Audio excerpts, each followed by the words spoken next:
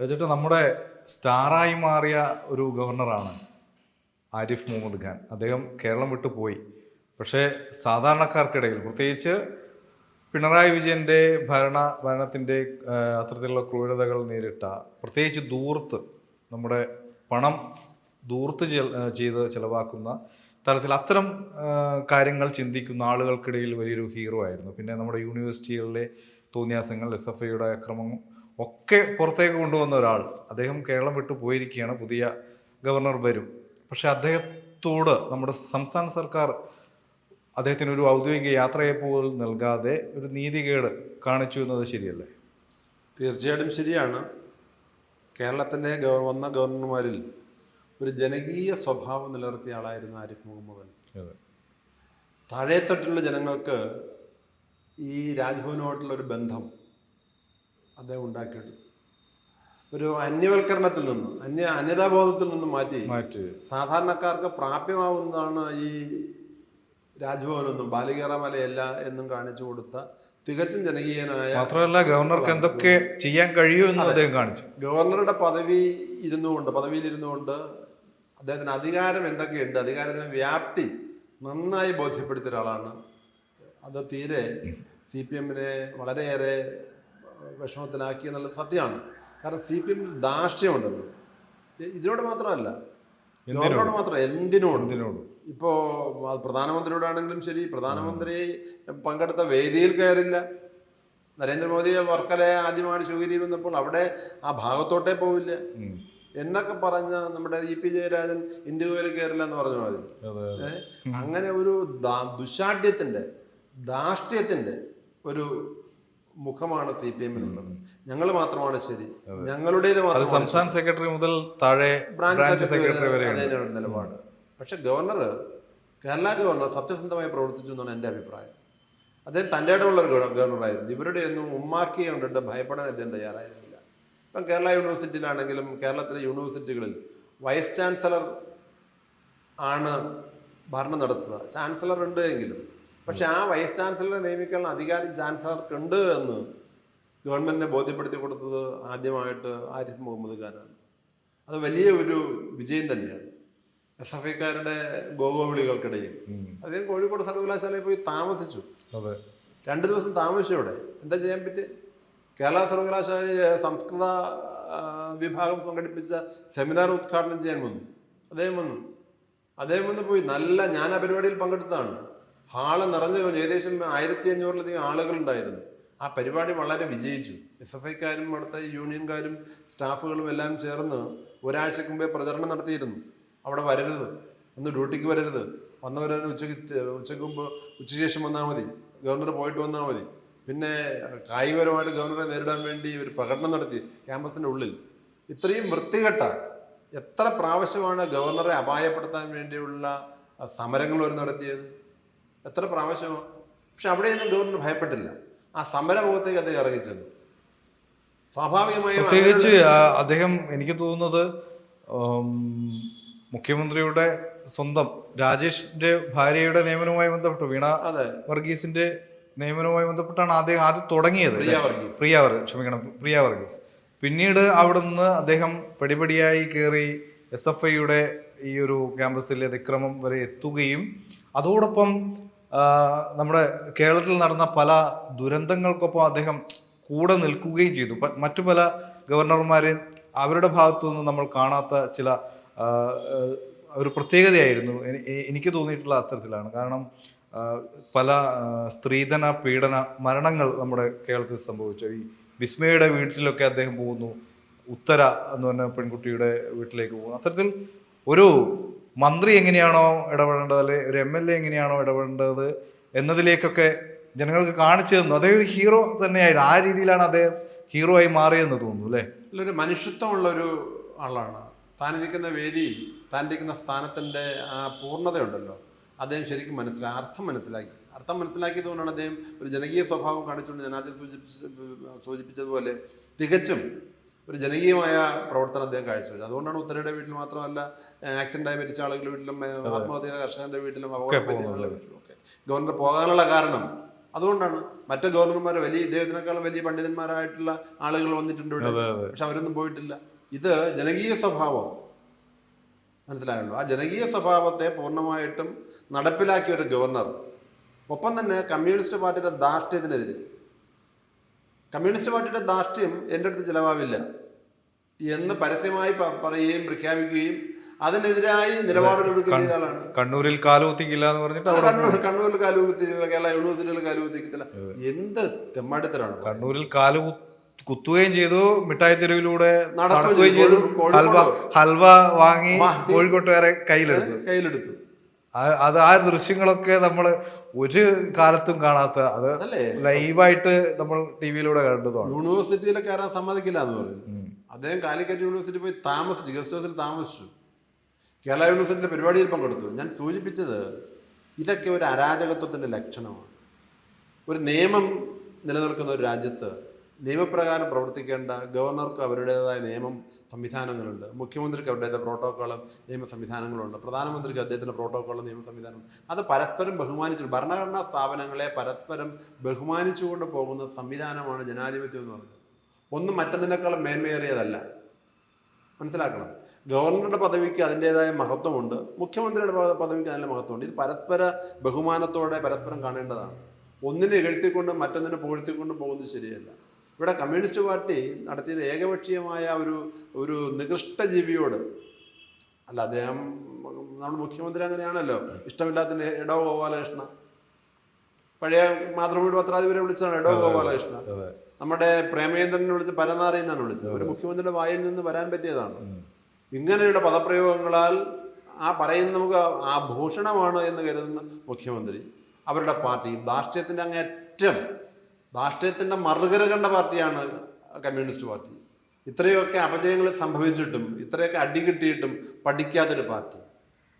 ഒരുപക്ഷെ ഇനി കേരളത്തിൽ അവസാനത്തെ ഒരു മുഖ്യമന്ത്രി, കമ്മ്യൂണിസ്റ്റ് പാർട്ടിയുടെ അവസാനത്തെ ഇന്ത്യയിലെ മുഖ്യമന്ത്രി ആര് എന്ന് ചോദിച്ചാൽ അത് പിണറായി വിജയനാണെന്ന് ഉത്തരം പറയുന്ന കാലം വിദൂരമല്ല. ആ രീതിയിലേക്ക് പാർട്ടി കൂപ്പുകുത്തുകയാണ്.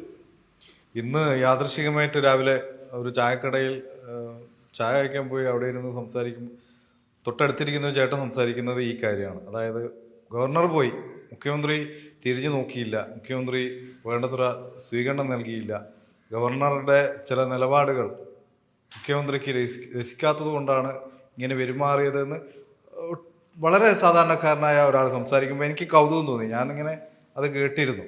അപ്പോൾ അത്രത്തോളം ഈ ആരിഫ് മുഹമ്മദ് ഖാൻ സാധാരണക്കാർക്കിടയിൽ ഒരു ഹീറോ, അല്ലെങ്കിൽ എല്ലാവരും ശ്രദ്ധിക്കുന്ന ഒരാളായി. നമുക്ക് ചേട്ടൻ നേരത്തെ പറഞ്ഞ പോലെ ചീഫ് ജസ്റ്റിസ് വരെ, സദാശിവം വരെ ഇവിടെ ഗവർണറായി വന്നിട്ടുണ്ട്.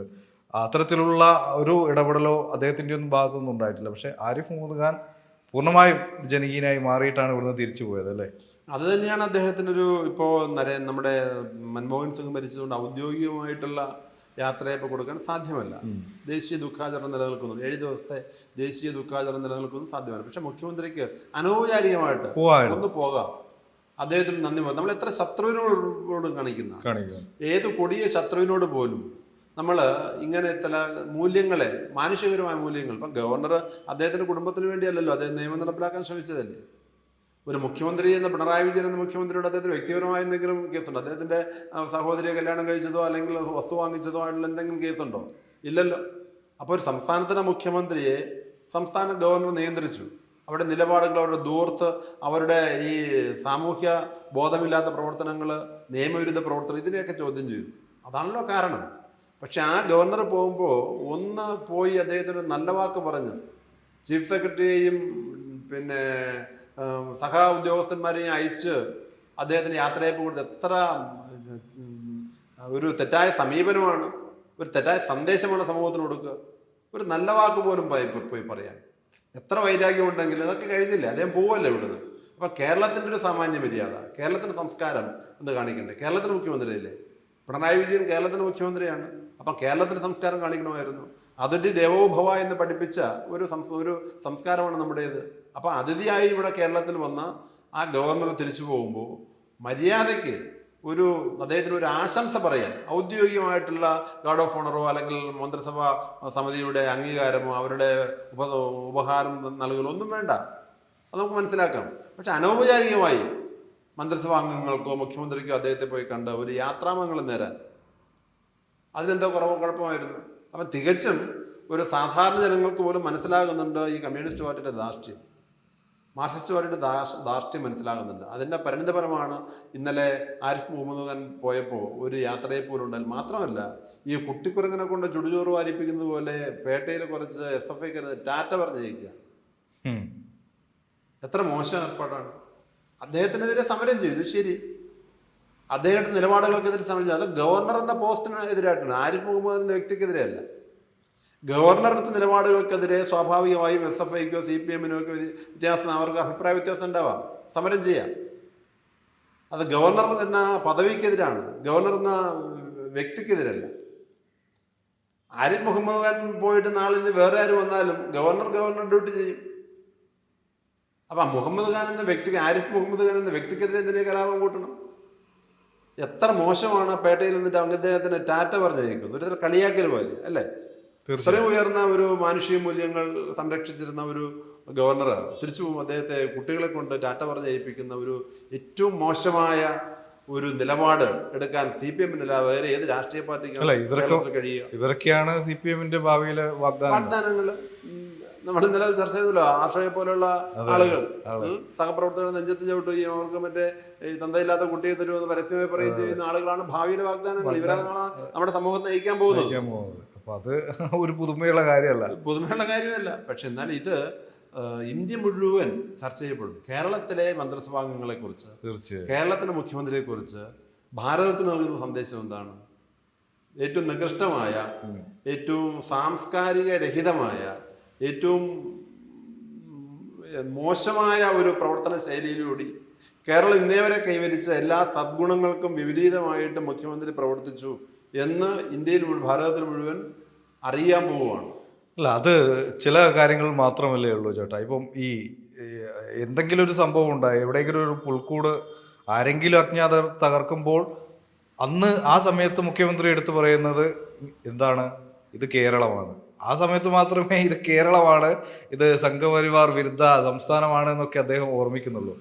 ബാക്കി ഇങ്ങനെയുള്ള ചില മര്യാദകൾ കാണിക്കണം എന്ന സ്ഥലത്ത് അത് കാണിക്കാതിരിക്കുമ്പോൾ ഇത് കേരളവും അല്ല, ഇത് അദ്ദേഹത്തിന്റെ ഒരു പ്രത്യേക ഒരു രാജ്യം എന്ന രീതിയിലാണ് അദ്ദേഹം കാണുന്നതെന്ന് തോന്നുന്നു, അല്ലേ? അല്ല, ഇതൊരു കേരളമാണ് പറയാറുള്ള അൽ കേരളമാണെന്നാണ് അവസാനം പറഞ്ഞു വരുന്നത്. ഇത് കേരളമാണെന്നല്ല, അൽ കേരള മറ്റാണ്. സ്വന്തം കുടുംബവും സ്വന്തം മരുമകനും മകളും ഒക്കെ അടങ്ങുന്ന ഒരു ചെറിയ ഭൂപ്രദേശം, അതാണ് സൗത്ത്, കട്ടിംഗ് സൗത്തിലേക്കൊക്കെ വരുമ്പോൾ അവിടെ വിശാലമായ താല്പര്യങ്ങൾ അതൊക്കെയാണ്.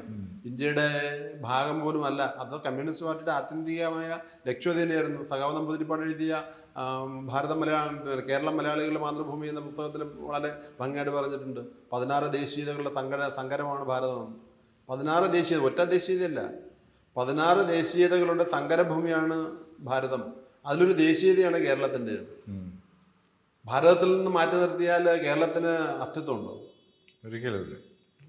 കന്യാകുമാരിയിൽ നിന്ന് നമ്മൾ വടക്കോട്ട് നോക്കുമ്പോൾ കാണുന്ന കാഴ്ച എന്താ? കന്യാകുമാരി ദേവി ഒറ്റക്കാലിൽ തപം ചെയ്യുന്നു. ആരോ ഭർത്താവായി കിട്ടാനാ? കൈലാസത്ത് ഇരിക്കുന്ന മഹാദേവന് ഭർത്താവായി കിട്ടാൻ വേണ്ടിയാണ്. രാഷ്ട്രീയ സാംസ്കാരിക ഏകതയുടെ പ്രതീകമാണ് കാശ്മീർ മുതൽ കൈലാസം വരെ കാണുന്ന സാംസ്കാരിക ഭാരതം.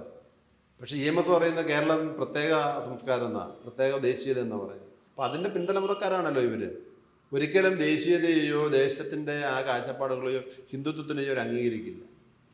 എന്തായാലും ആരിഫ് മുഹമ്മദ് ഖാൻ ഇവിടെ ചേർത്ത് വെച്ച ഒരു വിപ്ലവകരമായ ദിവസങ്ങൾ അതെന്നും നല്ല മലയാളികളുടെ മനസ്സിൽ ഉണ്ടാവില്ലേ? ഉണ്ടാവും, തീർച്ചയായിട്ടും.